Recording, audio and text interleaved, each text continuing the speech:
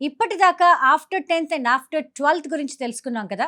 Now let's go back to after 5th. Do you know that we have best government schools in Andhra Pradesh and Telangana after 5th standard? అవేంటో ఇప్పుడు నేను చెప్తాను.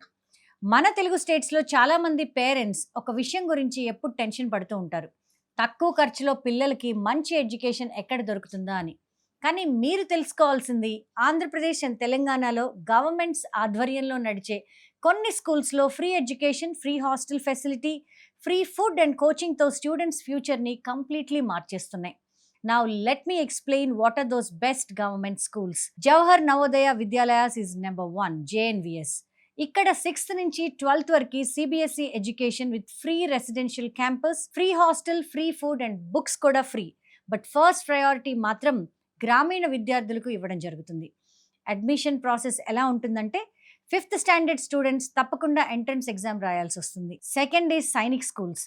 Sainik school society features NDA and defence కెరియర్స్కి strong foundation అవుతుంది. Discipline and లీడర్షిప్లో training ఉంటుంది.